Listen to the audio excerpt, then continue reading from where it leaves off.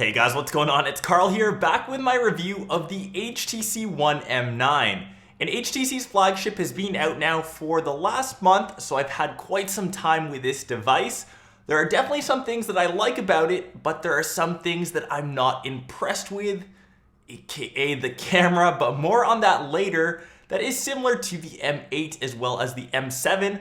Even though both of those have been my favorite Android flagships, things have changed slightly in 2015. We'll kick things off with design. I've said this countless times, the M9 is a beautiful device. HTC, you really know how to make phones. They've taken the best from the M8 and the M7 and combined that to the M9. Not a bad thing, but people are starting to get a bit upset that it's just an evolution rather than a revolution.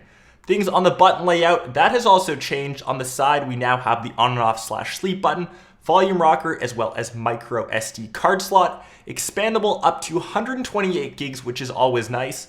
On the other sides, we do have the SIM card slot tray, IR blaster up top, as well as the micro USB and headphone dock down below. It has a 5-inch display, 1920 by 1080 with a pixel density of 441.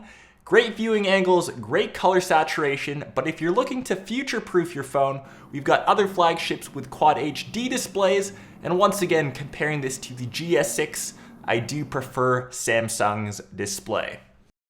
Camera-wise, this is where the M9 falls a bit short in my opinion. It's dropping the ultra-pixel camera from last year, and now it is replaced with a 20 megapixel sensor, but the pictures and quality of the camera shots just are nowhere near on par as, say, the iPhone 6 or even the GS6.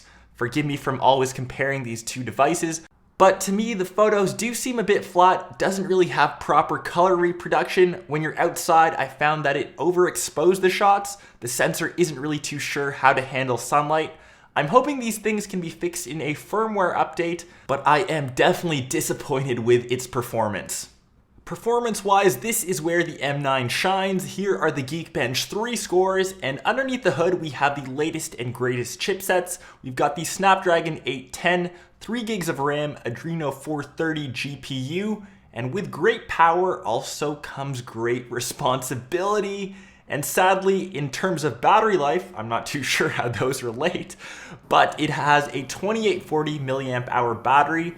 And unfortunately, when you're putting the M9 through its paces, playing games, switching between apps, checking out sports scores, browsing the net, it does drain the battery quite quick.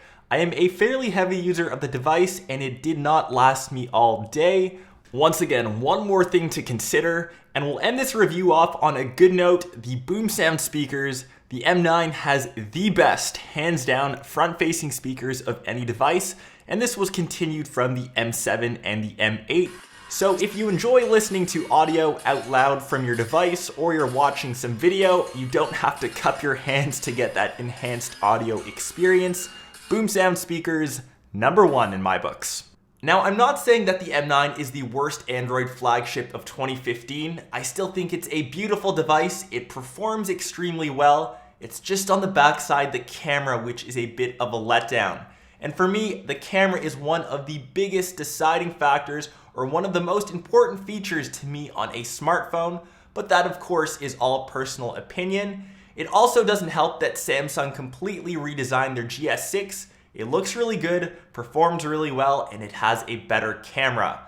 If you grab the M9 though, I still don't think you'll be disappointed, and if you own one, let me know what you think about it in the comments down below. If you like this video, be sure to smash that like button, subscribe to the channel as I've got Apple Watch videos coming out in the near future. I will catch the rest of you in my next episode. Peace.